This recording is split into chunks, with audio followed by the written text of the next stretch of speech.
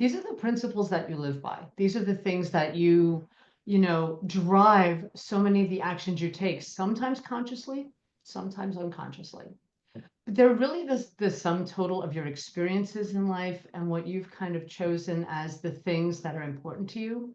And also the ones that have been given to you, inherited, perhaps you could say, from the people around you.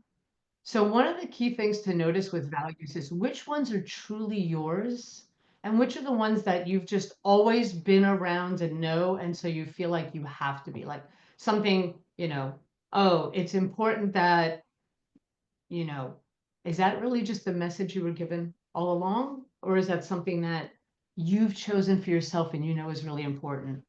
So a lot of times, some people know what their values are and it's really clear. And some are like, I don't really know. So a place I'll usually start is to discover your values. Think about when you were really feeling powerful, when you were enjoying yourself, when you were feeling like the stars were aligned.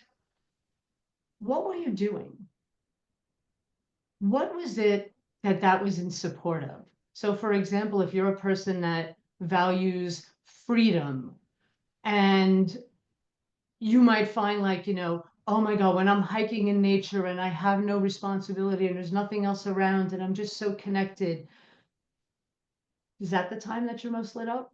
Maybe it's when you're helping others. Maybe it's whatever is going on in your life. Notice what values are being honored in that moment that has you feel lit up. And similarly, when it's not working, what are you doing and what values are missing? Very nice. Thank you. That's really helpful. Nicole, would you like to put your spin on that? Yeah, I'm going to build actually on what Kim said because I totally agree with all of the points, and I love that exercise, Kim, to look at your values about what you love doing and how you're feeling in those moments. There's also, if you're stuck, some like psychological assessments you can use that kind of dig into your values and like help you just get a start to kind of understanding them. But I want to take it from like, what do you do after? Like, let's say we have our list of values. What are we doing now?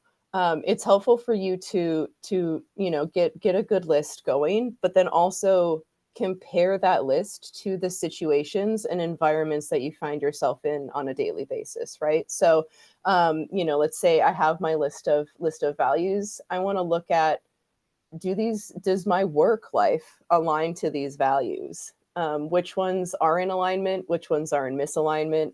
How about my family life? How about my hobbies? How about the other spaces that I tend to inhabit? Where is there a match and where is there a disconnect? And are some of my values actually not, like, I'm not actually being able to live them, right?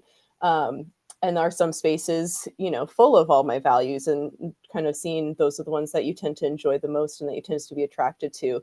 I can give you a personal example. Some of my core values are around freedom and autonomy and curiosity.